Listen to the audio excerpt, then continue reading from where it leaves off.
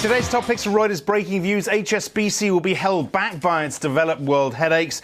And why Sinuk's bid for Nexon has critics crying foul on Chinese company culture. Peter Larson joins me. All right, HSBC, Gulliver, we're profoundly sorry for our mistakes and are committed to putting them right. Do we believe them?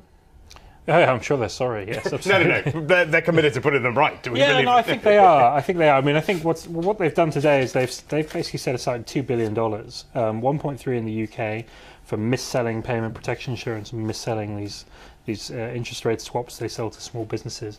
And then, more interestingly, they've also set aside $700 million in the US for what we expect will be a whacking fine from the Department of Justice over all this money laundering stuff that came out a couple of weeks ago. Obviously, we don't quite know how big that fine is going to be yet, but that gives us some idea of kind of what ballpark they're thinking of. Now, HSBC, financially, they can handle this. I mean, $2 billion, they made sort of close to $10 billion anyway, even after this, in the first 6 months of the year. But it's another headache. I mean, and after all the problems they had in the US with their subprime expansion, it's just kind of another drag on their earnings. Sure. And your piece focuses on this shift from developed economies into emerging economies. Yeah. Well, and I think clearly that's something that was already underway at HSBC under Stuart Gulliver. But if anything, I think all of what's happened here will only accelerate that, and it accelerates it for two reasons. One is the emerging markets are where the growth is, and if you, to be honest, the HSBC wouldn't say this, but maybe the kind of standards of regulatory scrutiny are kind of not quite as high as they are in the US and the UK at the moment. And secondly, actually, the other thing that's happening at HSBC is that they're trying to centralise more of the decision-making and more of the sort of control, and to get away from the system they had where they had each bank was its own kind of separate unit and basically did its own thing and kind of ignored stuff from head office. So both of those things, both those strategic changes which are already underway, I think will only be reinforced by the problems that they've had. Okay. Sinuk, allegations or accusations of insider trading.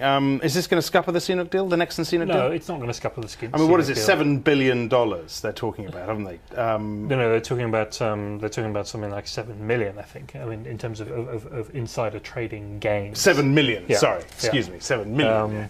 Which is, in the scheme of things, for this very big deal, is not a huge amount of money. But obviously, for insider trading purposes, it's quite a lot of money, and also the SEC have gone in and frozen money that they think it's basically been used to gain this. And the interesting thing, of course, is that it's linked to this man who's China's 26th richest man, even though there's no direct implication for him.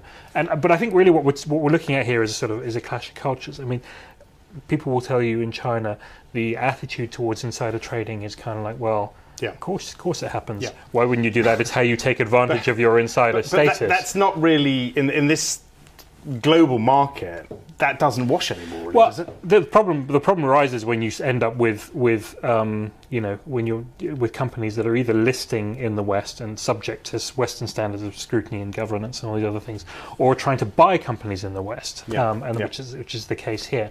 And when you look at a country like Japan, where the two top executives at Nomura have just gone over an insider trading scandal, you realise China has a long way to go before it catches up to those standards. And the suspicion is that it will have to make some improvements there. Okay, Peter, many thanks for that. Peter Larson.